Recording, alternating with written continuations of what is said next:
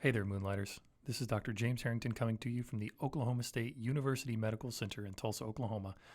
And this is the preamble to episode number 1 of MoonlightER.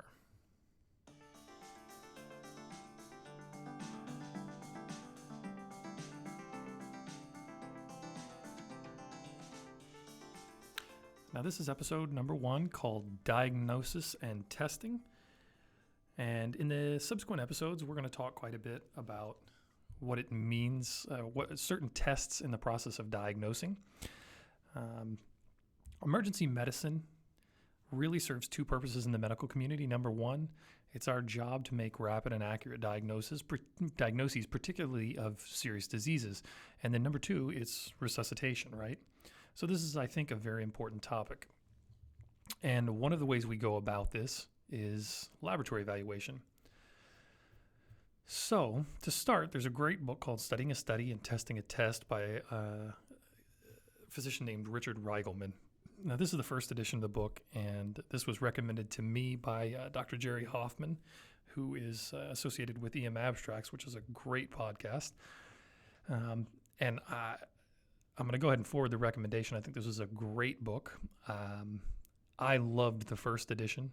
I think it's very helpful and very easy to read despite essentially being a statistics book. And in the book, Dr. Reigelman states, medical diagnosis may be regarded as an attempt to make adequate decisions using inadequate information. And that really is what we do. We all know that everybody lies. And so the history is notoriously unreliable. And not only do they consciously lie, but they forget things. And they misinterpret things, right? So this is difficult. We also know our physical exam is unreliable. Despite this, however, we tend to do pretty good in making diagnoses based on Gestalt alone, but we don't seem to trust that. And I think that is where laboratory evaluation comes in, because we trust science. So the point of this is to discuss how much should we trust science. And to understand that, I think we need to understand some general basics about statistics that are used when establishing diagnostic tests. So let's start off by talking about what is the perfect test. Now, my opinion is it's the pregnancy test, because what you really want in a diagnostic test where people with a positive test always have the disease or the condition, and people with a negative test never have the condition, and there's no intermediate result. There's no maybe. There's no indeterminate. So I think pregnancy test pretty well exemplifies this. Pregnancy tests are uniformly positive in pregnant women unless you test them very, very early in the pregnancy. Okay, and that goes back to the gold standard of what do you define as pregnant. They're almost uniformly negative in people who are not pregnant, right? Except for possibly the very rare condition that you have an HCG secreting tumor. So it's just about a perfect test. The problem is that's not how most tests are, and we normally perform tests that are descriptive in nature.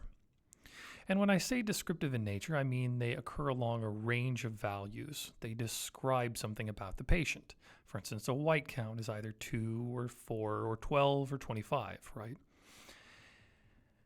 And when we come up with these tests, we begin by applying a gold standard to a population and establishing a healthy population.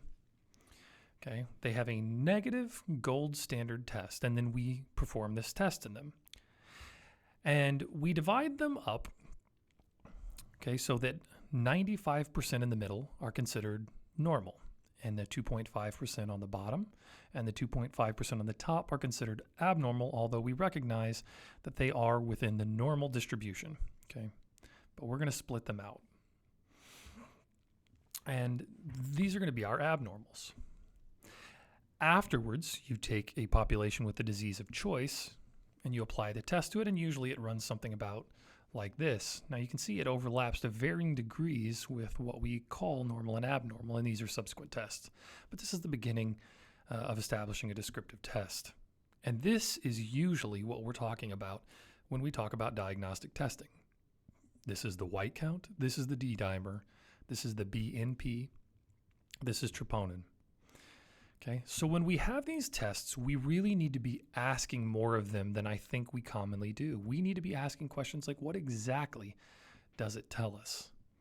Okay, the white count doesn't tell us that a patient has appendicitis. It tells us that they have demarginated their white blood cells, right? So there are more of them floating around in the serum. Okay, it means that there's some kind of inflammatory response, or the patient is hurting, or even that they're very anxious. So it doesn't necessarily tell us there's an infection. We need to be asking, what do these tests add to our clinical gestalt?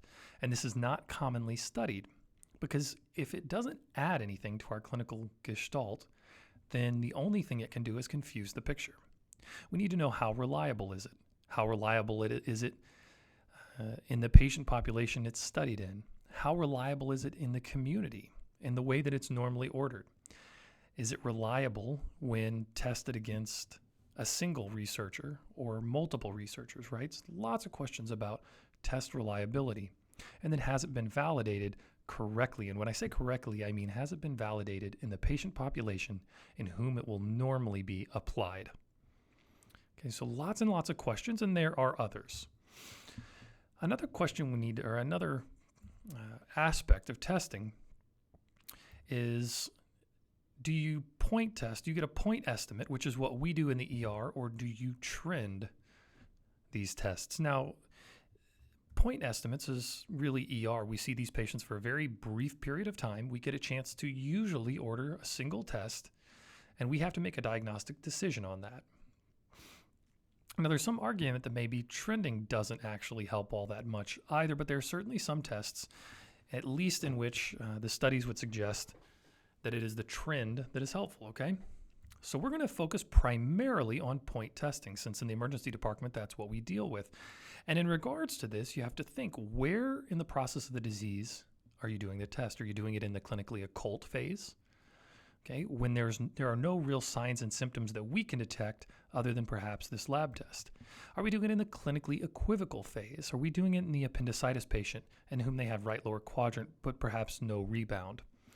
Or are we doing it in the clinically obvious phase, in which case usually we don't need the test to help make the diagnosis, right? But the test may be different in each of these stages of disease. And a good example of this is the lactate. Okay, when we think about lactate in mesenteric ischemia, it's not terribly reliable in the early phases of the disease. But by the time the disease becomes clinically obvious, lactate is uniformly elevated. The problem is, by that point, it's too late. These patients usually have a very grim prognosis. On the other hand, lactate is used in sepsis as an early marker of sepsis, right?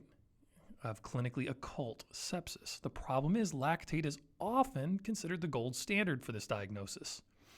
Okay, and this leads to problems with specificity. It's also not quite fair when you use a test to diagnose a disease and then you study the test as its own gold standard.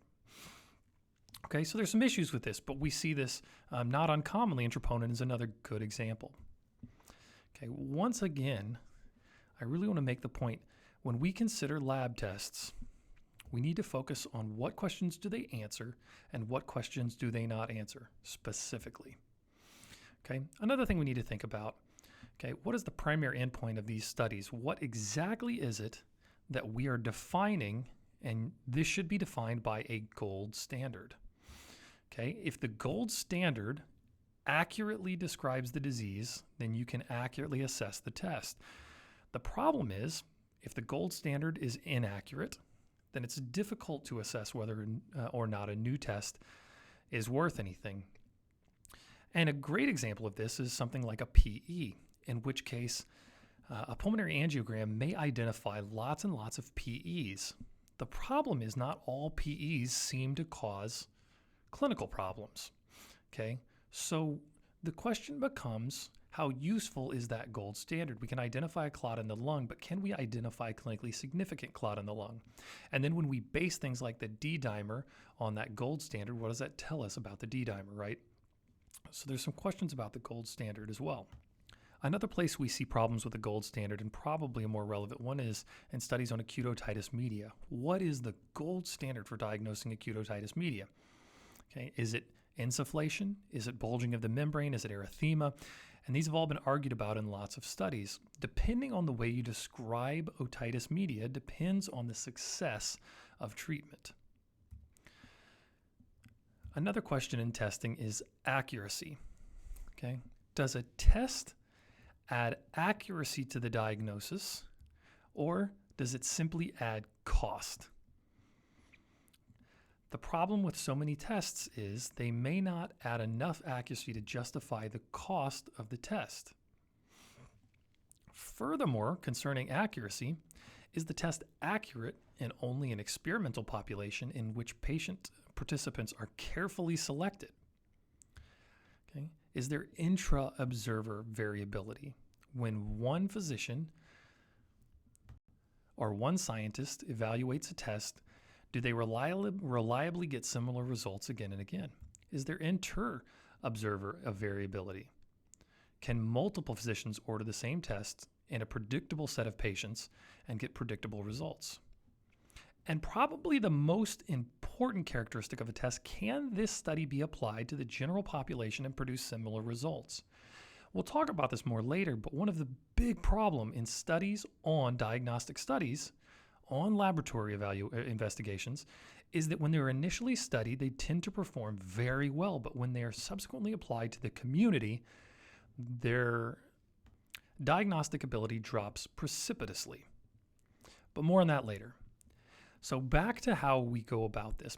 For those of you who've taken statistics courses and remember anything about it, when you normally see graphs about statistics, what you usually see is a graph that looks something like this, and it's divided into disease-free patients, and these are considered your true negatives, right? They don't have the disease, and they test negative. And disease patients, and they are true positives. They have the disease, and they're positive, and usually the graphs are of equal height and have an equal area.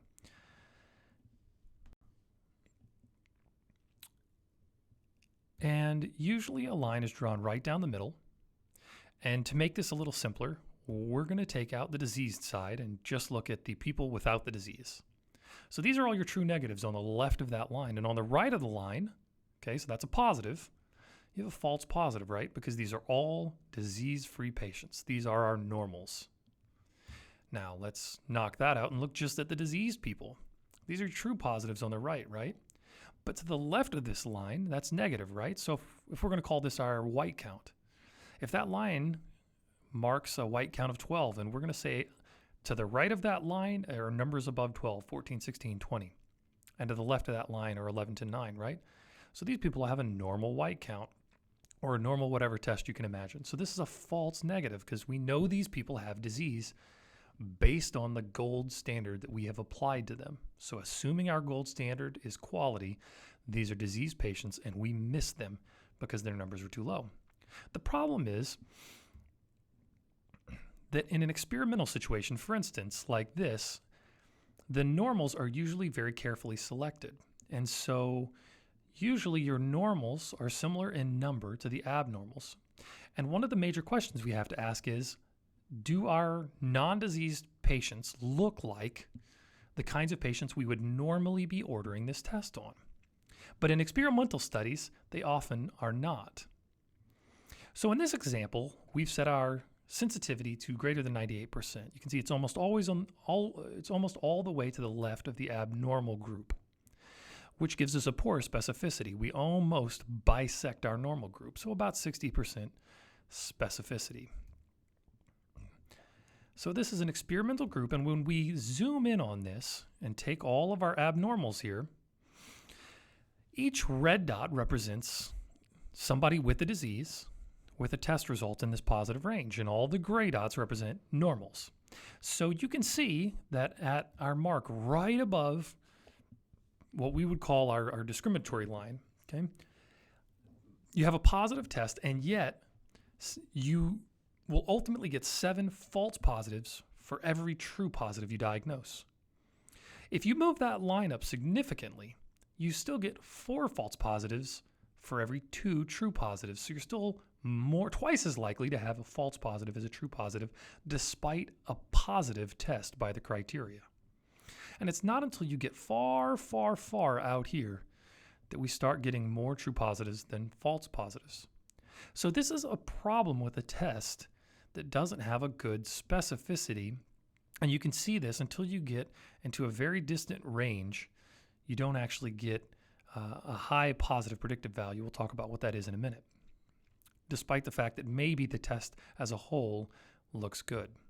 So this is something you need to consider. And remember, this right here is an experimental population. This is probably not your normal community population. That normally looks more like this, right? We have far more people in the non-diseased side of the graph, which means you're going to get far, far more false positives. Because if we set our graph here, it's still 60% specific. It's still 98% sensitive.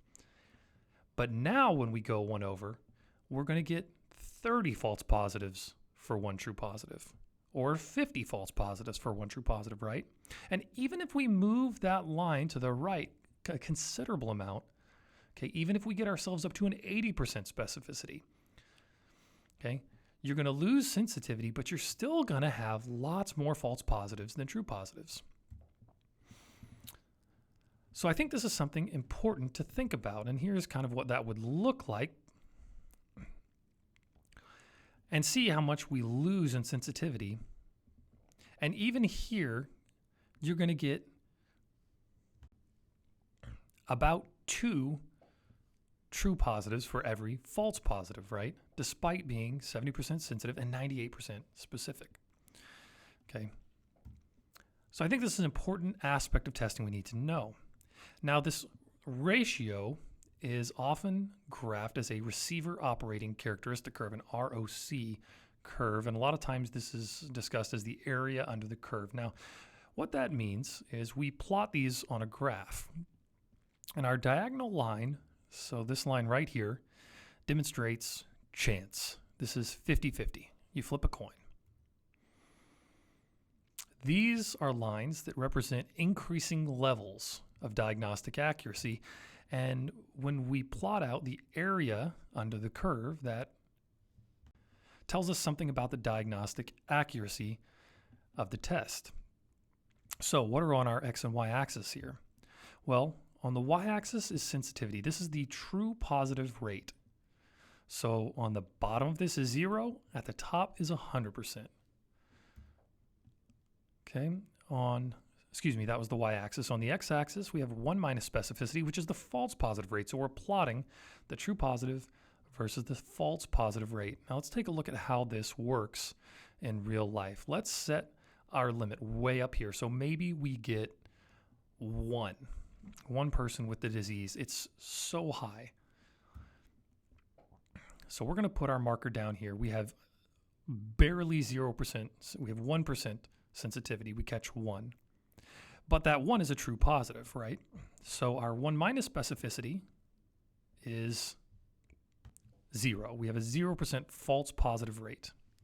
And if it makes it easier to think about this, you can make a specificity on the top where 0 is the top right, and it moves to 1 at the top left, okay? So we have 100% specificity, meaning we're very specific for the disease. This person, in fact, does have the disease. Now, let's move this about halfway down.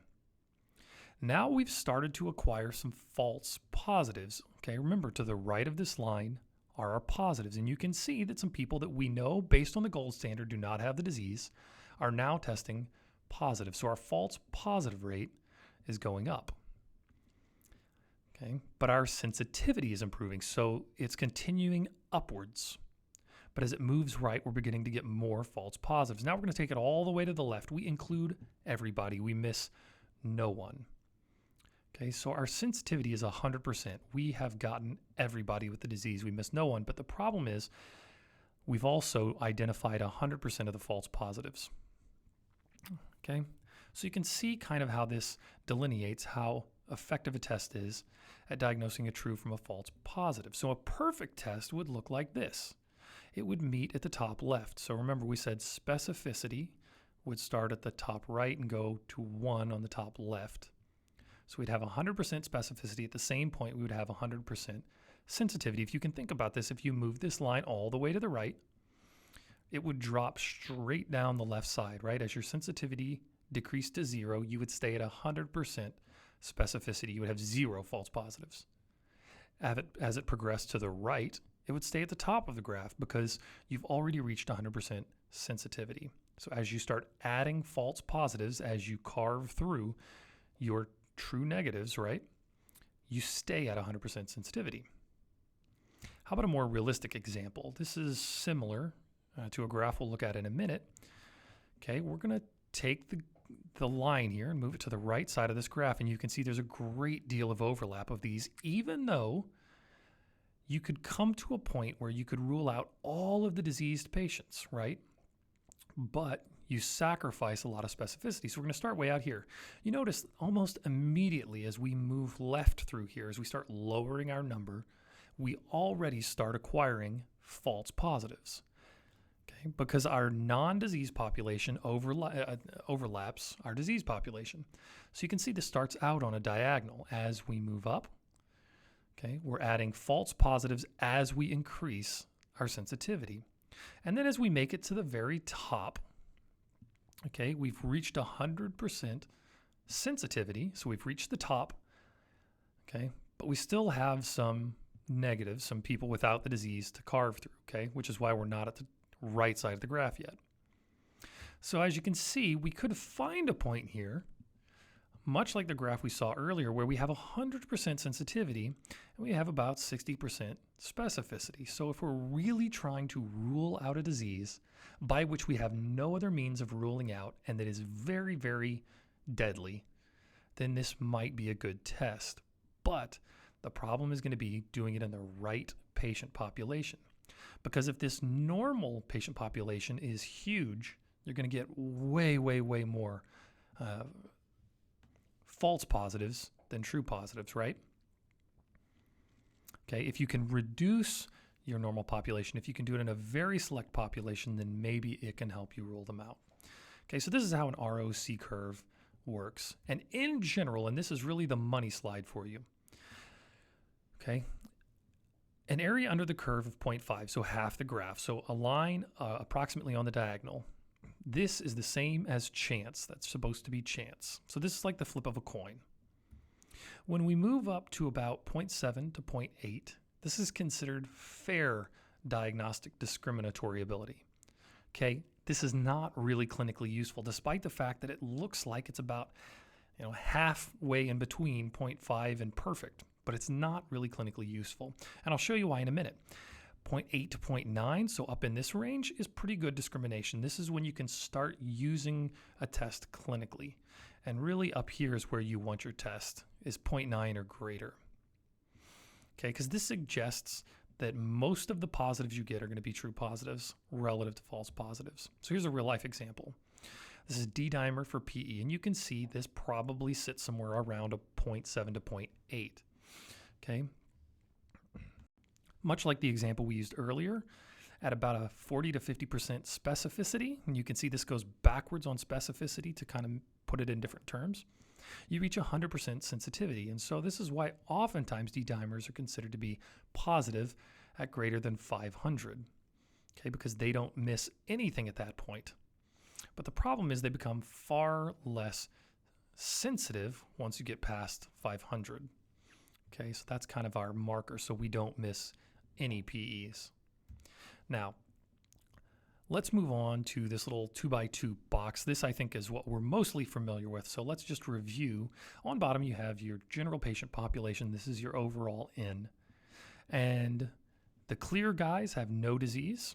The red guys have disease. So we're going to line these guys up, and we're going to put the graphs down here so that you have some point of reference. And remember, again, disease is defined by a gold standard. In any research paper you're reading on laboratory evaluation, you need to understand how they are defining the disease. And you need to decide if you agree with that. So in red, we have a disease, and we're going to apply a test. And a positive test you can see at the top left. If they test negative, it's at the bottom left. So this poor schmuck has the disease and tested negative, so it's a false negative. Okay. On the right, all these people that are clear have no disease. At the top, they tested positive, so a false positive. And at the bottom right, they tested negative. And you can see down on our graph, we placed our discriminatory zone with a dotted line. You can see the overlap of the graphs and where these people sit. So you can see that even directly above our line, if you get a number just directly above that, you're still twice as likely not to have the disease as to have the disease, okay, despite the fact it's a positive test. So let's start with what we'll call vertical test characteristics. Now, these test characteristics, like we talked about earlier, are established by taking a patient population who has the disease, a known disease, based on a gold standard, and who do not have the disease based on a gold standard. So these are independent, or said to be independent, of disease prevalence, right? Because like in this example, if I have 5 people with a disease, or 50 or 500, the relative proportion of each should be similar, of course, with some variation just due to sampling error.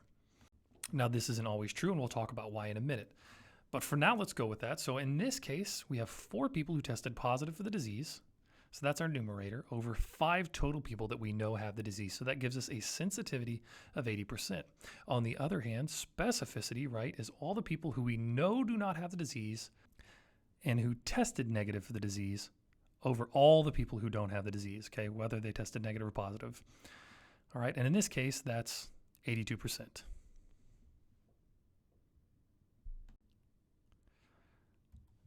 All right, so to discuss this, we'll push that off to the side. Sensitivity, this tests the characteristics of the test, not the patient population. This is just of the test. Okay, so it should be stable regardless of disease prevalence, with exceptions. There's some sampling variation, right? So unless you sample large numbers of patients, there's a chance that just by chance, the numbers are a little bit wrong. More importantly, there is spectrum bias, and we've talked about this a couple of times now. Tests perform better in advanced disease, so they perform the worst in patients in whom the diagnosis is not clinically obvious. They perform the best in patients in whom it's clinically obvious. So one of the questions when evaluating a study on a test is, what did the patients look like in whom the test was performed? For instance, in people with suspected mesenteric ischemia, did they all have severe pain out of proportion to physical exam and abnormal vital signs, and they looked horrible? In which case, the lactate probably performed very well, versus patients who had mild to moderate abdominal pain and an equivocal exam, in whom lactate doesn't perform quite as well. Okay? The same with white blood cell count for appendicitis. If they look horrible and have severe right lower quadrant pain and a fever and nausea and vomiting, it is much more likely they're going to have an elevated white count than if they have an equivocal exam, okay? Which is the patient it's not as helpful in. So you need to understand who they did the test in to determine how useful it was. And spectrum bias explains why diagnostic tests tend to miss the same patients that clinicians do. And I think this is a very important fact to consider when thinking about ordering a diagnostic test. What are the odds it's going to help you in an equivocal patient? Now, specificity, again, test characteristics of the test when applied to a normal patient population. So once again, it should be stable regardless of prevalence, with exceptions similar to sensitivity, sampling variation, and also this control group, what we considered normal.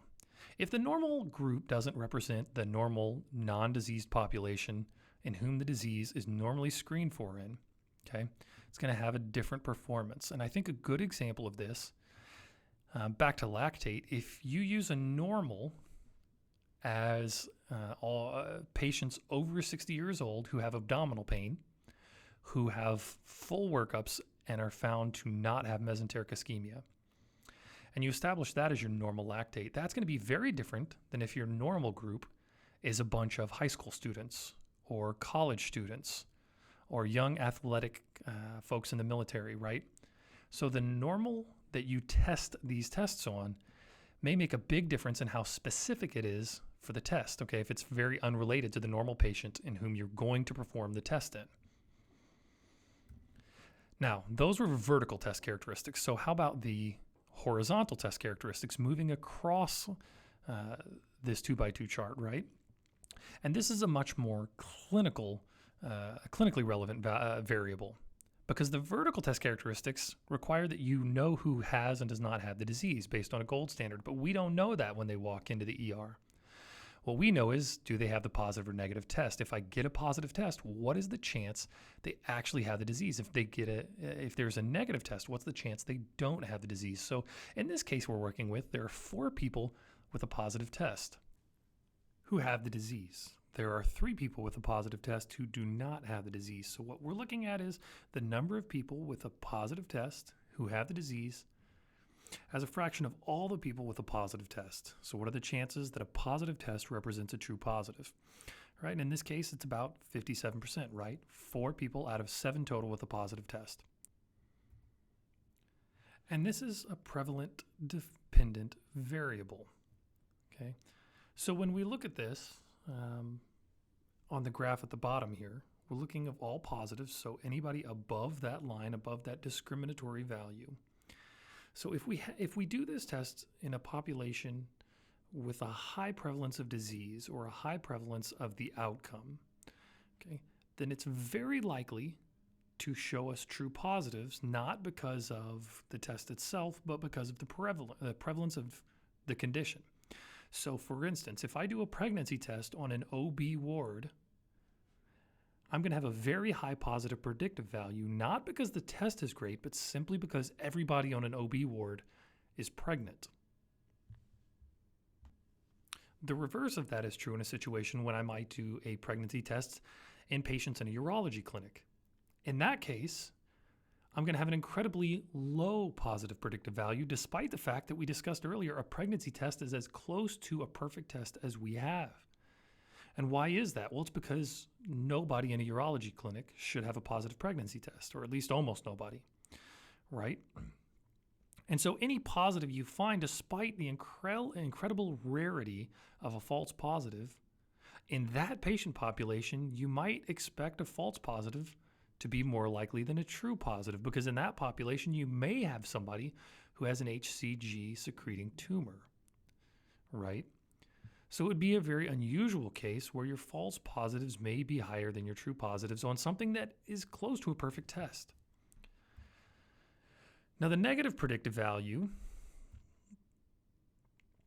looks at the other side of the equation. It looks at everybody below the line, everybody who has a negative test, regardless of whether they have the disease or not. This is if they have a negative test, what is the chance it's a true negative? So in this case, we're looking at the green box here, people who we know do not have a disease, okay, who have a negative test, as a percentage of all the people with a negative test. Okay, asking the question, if I get a negative test, what is the chance it's truly a negative? And you can see in the graph on the bottom, there's only 1 person who has the disease who tested negative. Okay, so this has nearly a perfect negative predictive value. And you can see up here, it's 93% negative predictive value.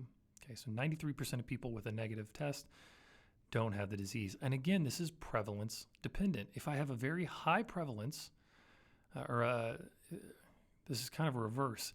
If I have lots of people without the disease, okay, then it's going to have a high negative predictive value regardless of the quality of the test, regardless of its actual discriminating ability. Okay, for instance, if I was in that urology clinic and I wrote on a piece of paper, "You are not pregnant," I would get nearly the same negative predictive value, if not exactly the same negative predictive value, as if I ordered a urine pregnancy test, simply because I would not expect anybody to have a positive pregnancy test in that population. Okay, if I lowered the number of people who don't have the disease, then I actually lower my negative predictive value without changing anything else about the test, right? Because I can't dilute that false negative, okay, like I could with lots of people without the disease. And this comes back to when people test these tests, okay, when they go into an experimental group, a lot hinges on what that experimental group looks like. A lot hinges on what that control group looks like as to how well the test performs. If it's a very carefully selected group, then you can get much better test characteristics, okay, than when it's subsequently applied in a community setting, okay, which may distort the ultimate outcome. when we look at this and where this goes, we're going to take these patients here. Okay, so here's all our true negatives. This is our green box now in our lower prevalence of well people. Okay, so we now have 5 rather than 14 over our 1 false negative. So that makes 6. So simply by changing the number of normals, we've gone from a 93% negative predicted value down to an 83%. Okay, so what's really a better test characteristic than any of these? Because remember, our sensitivity and specificity give us some information, but not really an information about what a positive or negative test tell us. The positive and negative predicted value give us a lot of information about how likely a true positive or a true negative is, given a positive or negative test, but they're so heavily dependent by the prevalence. So what offers the stability of a sensitivity and specificity with the information provided by the predictive values? Well, that's called likelihood ratios. They combine everything. So you have positive and negative likelihood ratios. And positive likelihood ratios, okay, you can apply to odds to give yourself a post-test probability. After I do this test, how much more likely is it the patient has a patient with this result has the disease versus a patient with this result who doesn't have this disease? And then similarly, a negative likelihood ratio tells you how much more likely is it that a patient with a negative test does not have the disease relative to a patient with a negative test who does have the disease. So in the example that we used here, you can see that this has a positive likelihood ratio of about 5 and a negative likelihood ratio of about 2. Okay, now what does that mean? Well, in general, like we did with the ROC curves, let's kind of do some generalities and then talk about specifics. A positive likelihood ratio of 0 to 5 is essentially worthless, and we'll talk about why in a minute. 5 to 10 is kind of equivocal. It helps some. Maybe it helps in some patients, but it's probably not that useful. And really, until you get to about 10, these tests are not terribly useful. Above 10, a positive likelihood ratio becomes quite useful. Negative likelihood ratios from 0 down to 0.2 are essentially worthless. From 0.2 down to 0.1 is kind of an equivocal test, but it's beginning to get useful. And anything under 0.1 is a useful test. All right. When we compare this to our area under the curve, just so you have an idea of how this all fits in, remember we talked about this, an area under the curve of about 0.8 is just where you first start becoming useful. Okay, and these likelihood ratios are right on the cusp of becoming useful, right? So about 5, about 0.2. Okay, and so this is why. So more specifically, how does this work? Well, the easiest way to think of this, you can directly multiply likelihood ratios by odds, but most people don't deal in odds very often. So the easier way is take your pretest probability and plot it on a Fagan nomogram.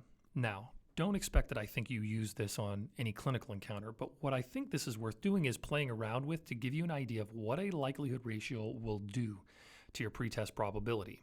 So for instance, let's take a patient with a 5% pretest probability of a disease and apply a test with a positive likelihood ratio of 5. So I started with a 5% pretest probability, and now this takes me to a 20% post-test probability. In a patient, okay, with a disease, okay, with a positive test, okay, I'm going to raise my probability to about 20%. About 1 in 5 is going to ultimately have the disease that I'm looking for. Now the question is this going to move your probability sufficiently high that you're now going to do a test or offer a treatment that you wouldn't have at 5%? And that's the big question. And this is where your clinical gestalt and your understanding of the disease make a big difference. Now, usually you can see this is why a likelihood ratio of 5 is not terribly useful. Because for most people, going from 5 to 20 didn't change a lot. Maybe a little bit, but not usually a lot. Now let's move that up to 20. Now we go from 5 to 50 to 60%. Now that makes a big difference. How about negative likelihoods if we go to somewhere between 0.1 and 0.2? So we had a fairly low but not exceedingly low pretest probability. Now we're down to about a 1% post-test probability, and that usually gets you out of the need for further diagnostic testing. So a negative likelihood ratio of about 0.2 in this patient would be sufficient to drop you down to the dischargeable range. Let's up our pretest probability to about 50%. And now let's apply a likelihood ratio of 5. So we get from 50 to about 80 here, which once again probably doesn't change what we do diagnostically. They're still in this middle range where they're, as or slightly more likely to have a disease than not. If we think they have a dissection, we still need to do a CTA. If we think they have a pulmonary embolism, we still need to do a CT angio of the chest, right, to look for a PE. So this is still it doesn't do a lot diagnostically for us. How about a negative? So a negative likelihood of, say, 0.1, which is normally really diagnostically helpful, takes us from 50 down to 10%, which once again probably doesn't get us low enough, to forego further testing. So in this range, unless a test has really good test characteristics, it's probably not going to move our probability enough to change a diagnosis unless it has a very strong positive or negative likelihood ratios. And this is why likelihood ratios greater than 10 and less than 0.1 are really useful. And anything in between doesn't really help. Now, furthermore, the big question is, what does this add on top of our clinical gestalt? Because even if these tests operate well in isolation, they may not add anything to what we would have done in the first place. And this is usually measured with something called a coefficient of determination, or R squared. An example of this might be something like a D-dimer in PE. If I have a high pretest probability of a PE, what does a D-dimer add? Well, nothing in that case. And that's part of the problem here, is that our clinical gestalt may be so high in certain situations that doing a test can't add anything clinically useful. Or we may have such a low pretest probability that it can't really get us to a meaningfully lower post-test probability. And so that makes the test useful or useless. And so part of trying to determine what these tests has to offer requires determining what they add in addition to our clinical gestalt, which is not often explored. Ultimately, no test is perfect, and we as physicians have to start learning how to tolerate uncertainty. There is no test that we can do that can get us to 100% clinical certainty or can 100% rule out most diseases, certainly not from the ER. So at the end of the day, I think we need to be more critical of the tests that we order. I think we need to understand what exactly it is they offer us, what exactly it is they tell us. We need to understand how they've been derived and how they've been validated and how useful they ultimately are in addition to our clinical gestalt, if they're useful at all. I think we need to demand better tests that give us more precise information. And that's what the upcoming episodes of the podcast are going to review. We'll be going over things like the white count, the CRP, the ESR, the troponin, the CKMB, tests that I think we order frequently, and I think that we need to understand better if we're going to continue ordering them. So thanks for listening. This has kind of been the preface to what hopefully will be a much more extensive review of diagnostic studies and the literature surrounding them. Thanks for listening. We'll be back next month on MoonlightER.